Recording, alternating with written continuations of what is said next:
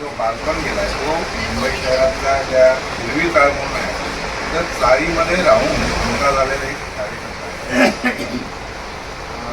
पंतांचं साथ सांगितलं तर थोडं जे राजकीय, कारण मी भारतीय जनता पक्षाचा एक प्रवक्ता म्हणून माझ्याकडे जबाबदारी आहे. संघटना म्हणून अनेक वर्ष काम केले 1992 पासून. तर अनेक अशा ते लाल किल्ल्यावरती जाऊन लाल चौकला जाऊन झेंडा फडकवत असेल नरेंद्र मोदी साहेबांसोबत किंबहुना राम जन्मभूमीच्या आंदोलनामध्ये आपल्याला स्वतःला वाहून घेण्यात हे करत असताना अनेक वर्षापूर्वी आपल्याच वारकरी संप्रदायाच्या संदर्भात या मुंबई शहरातल्या एका वर्तमानपत्रातल्या एका निखिल वागळे नामक व्यक्तीने काहीतरी अपशब्द उल्लेख केला होता. त्यावेळेला आमचे नेते प्रमोद महाजन यांनी मला आणि आता ते संजय रामभक्त उपाध्याय बोरवलीचे आमदार आहेत आम्हाला बोलवलं.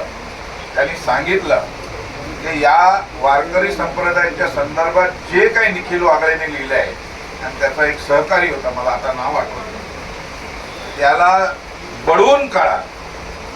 आणि त्यामुळे मी भारतीय जनता युवा मोर्चाचा मुंबईचा सरचिटणीस होतो, ते अध्यक्ष होते. आपल्याला कल्पना असेल महाईमच्या लोकेशनवरती निखिल वागळे यांचं कार्यालय होतं, तोडफोड करून टाकली. त्याला माफी मागायला योगेश म्हणून योगेराज काहीतरी नाव आणि वारकऱ्यांच्या विरोधात ज्याने कोणी आवाज उचलला आपल्याला लक्षात आलं असेल मी काय म्हणतोय ते. आणि ती केस आजही चालू आहे.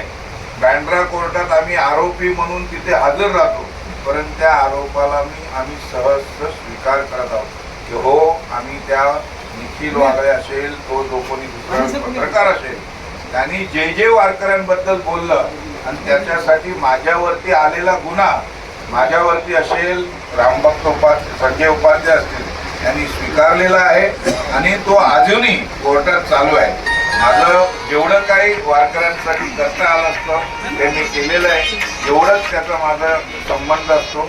दुसरे अनेक असे वारकऱ्याचे कार्यक्रम जसे आपल्या या डोंगरी विभागामध्ये असतात, तर या फायर ब्रिगेडच्या डिपार्टमेंटची लोक आहे, मांडवी ते मागे फायर स्टेशन आहे, तिकडचे पण काही अधिकारी आहेत जे वारकरी संप्रदायांचा कार्यक्रम करतात. याच्यासाठी मी आपली धन्यवाद. फक्त माझा सहवास कुठला आहे वारकऱ्यांसोबतचा तेवढं तुम्ही जय हिंद जय महाराष्ट्र.